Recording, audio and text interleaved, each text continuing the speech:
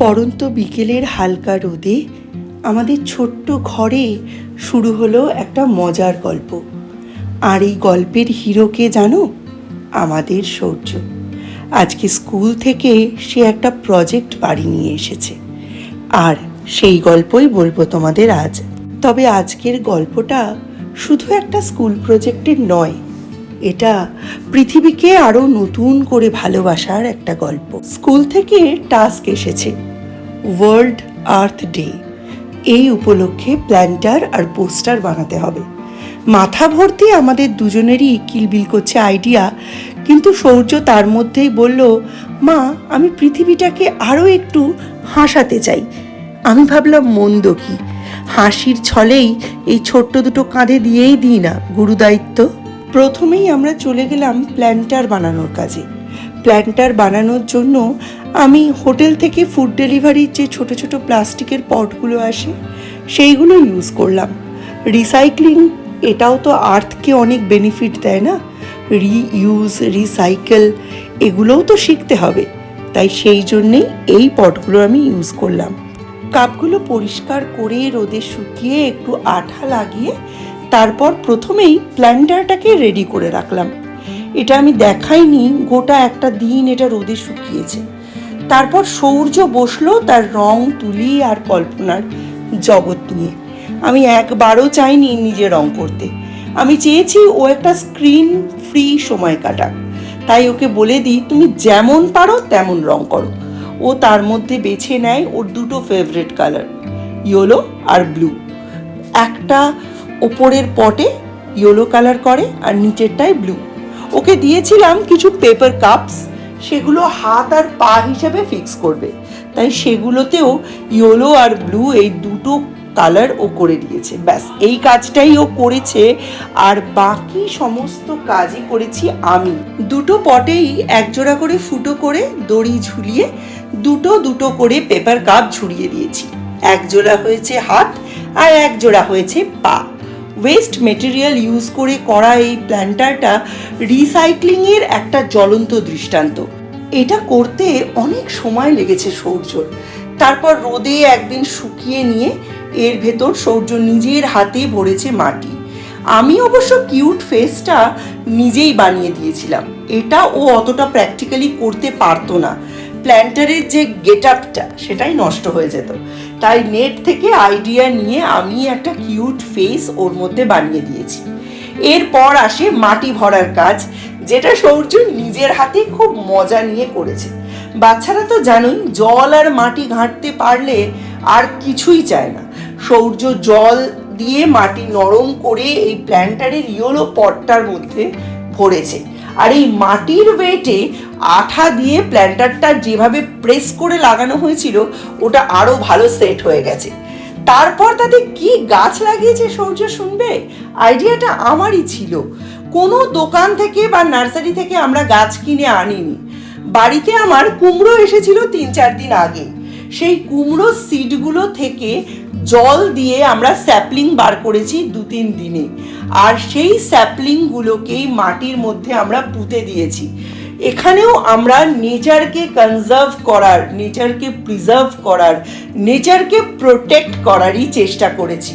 শুধু পোস্টার বানালাম, প্ল্যান্টার বানালাম, একদিনের প্রজেক্ট জমা দিলাম, এটাই তো আর জীবনের সব কিছু নয়। আসল ব্যাপারটা হচ্ছে আমরা জিনিসটাকে কতটা ফিল করলাম।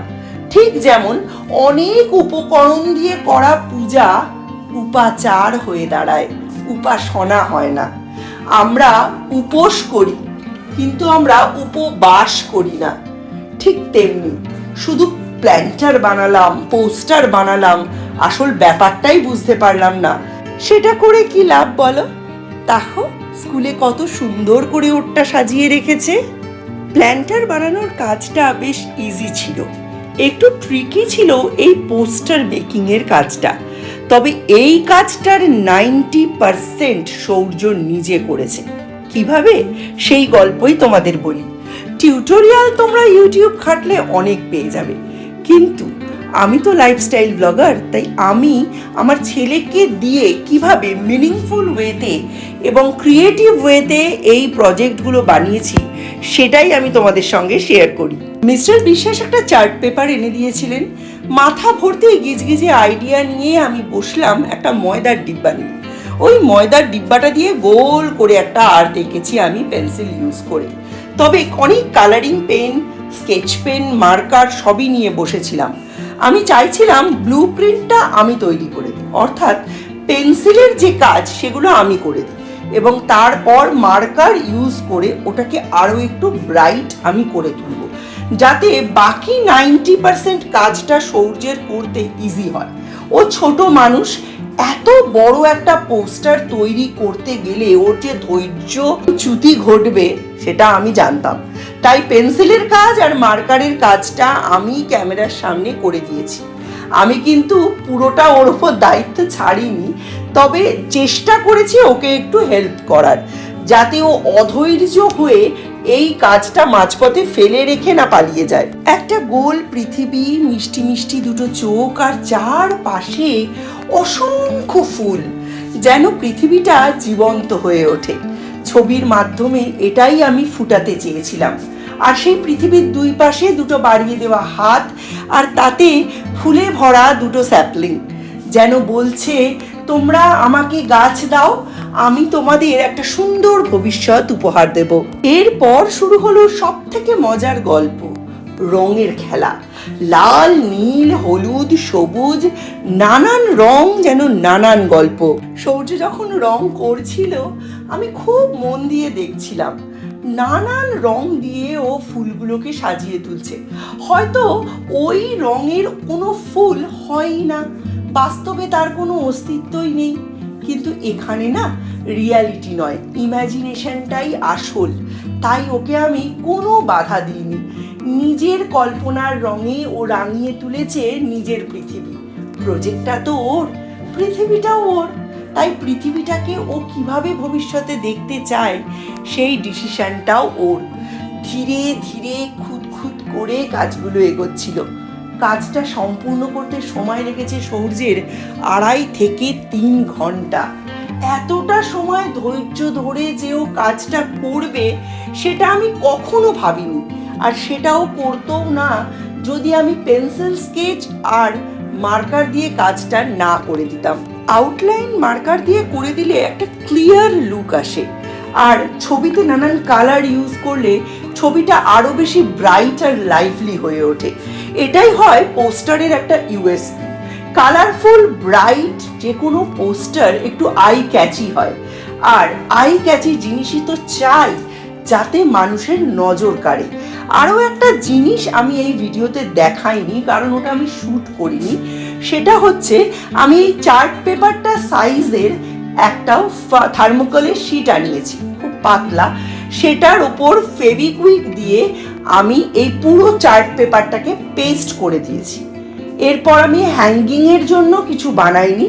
ওই থার্মোকলটার পেছনেই 5 থেকে 6টা বোথ সাইড অ্যাডহেসিভ যে টেপগুলো হয় সেগুলোর একটা সাইড পিল করে লাগিয়ে দিয়েছি।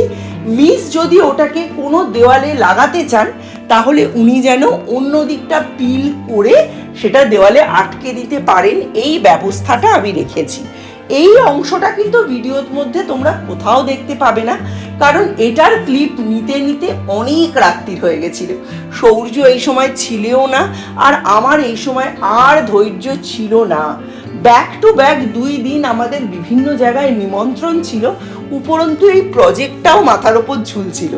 তাই এই প্রজেক্টটার পোস্টার মেকিং এর পার্টটা করতে করতে আমাদের এতটাই দেরি হয়ে গেছিল, এবং পরের দিন সকালে ছিল সুইমিং ক্লাস স্কুল, তাই ওই ক্লিপটা আমার নেওয়া হয়নি। এই জন্য আমি আন্তরিকভাবে তোমাদের সকলের কাছে দুঃখিত। এই অংশটা আমি বলে দিলাম, তোমরা যখন এই টিউটোরিয়ালটা করবে এইভাবে করো, খুব ভালো আউটকাম পাবে। হঠাৎ ড্রয়িং করতে করতে সৌর্য এমন ফানি ফেস ক্রিয়েট করছে না, যে সেই মুহূর্তগুলো যদি সব তোমাদের সঙ্গে শেয়ার করতে যাই একটা 2.5-3 ঘন্টার ব্লগ বানানো যায়।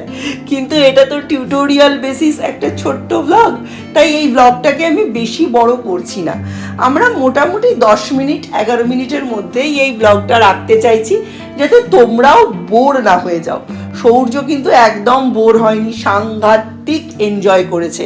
আর তোমরাও আশা করছি এই ধরনের প্রজেক্ট মেকিং দেখতে খুব এনজয় করেছো, কারণ এতে সৌর্যের মতো একটা ছোট্ট বাচ্চা 5 বছর 8 মাস ওর বয়স, দুটো জিনিস বানিয়ে ফেলেছে শুধু নিজের নেচারের কথা মাথায় রেখে, নিজের এনভায়রনমেন্টের কথা মাথায় রেখে। তাই একটাই কথা আমার বারবার বলার, এ পৃথিবীকে এ শিশুর বাসযোগ্য করে যাব আমি, নবজাতকের কাছে এ আমার দৃঢ় অঙ্গীকার। এটা কার লেখা, কোন কবিতার অংশ তোমরা কেউ জানো কি? তাহলে অবশ্যই আমাকে কমেন্ট করে জানাও। আর সৌর্যর তৈরি করা এই প্ল্যান্টার আর পোস্টার তোমাদের কেমন লেগেছে সেটাও আমাকে জানাও। সৌর্য কিন্তু অনেক ধৈর্য নিয়ে এই প্ল্যান্টারটা আর পোস্টারটা দুটোই তৈরি করেছে। এইসব তৈরি করে স্কুলে পরের দিন জমা দিতে গেছে নিজের হাতে। আর এই প্রত্যেকটা স্টেপ বাই স্টেপ তুলে এই ভিডিওটা তৈরি করে ভয়েস ওভার দিতে পেরেছি আমি, এবং এটা করতেও কিন্তু আমার অনেক সময় লেগেছে। হ্যাঁ, তোমাদের সঙ্গে একটা দুর্লভ মুহূর্ত আমি যেমন ভাগ করে নিচ্ছি, ঠিক তেমনি তোমাদের সঙ্গে শেয়ার করে নিচ্ছি কি করে প্ল্যান্টার আর পোস্টার দুটোই বানাতে হয়। যারা এরম বানিয়ে বানিয়ে অভ্যস্ত তাদের কাছে ব্যাপারটা কিছুই নয়, কিন্তু যারা একদম নতুন মা, আশা করছি তাদের ক্ষেত্রে ব্যাপারটা অনেক অনেক বেশি ইউজফুল হবে, এবং ভবিষ্যতে তাদের প্রয়োজন পড়লে তারা এইভাবে প্ল্যান্টার আর পোস্টার বানিয়ে সকলকে চমকে দেবে। ভালো লাগলে ভিডিওটি অবশ্যই লাইক করো, কমেন্ট করো এবং সাবস্ক্রাইব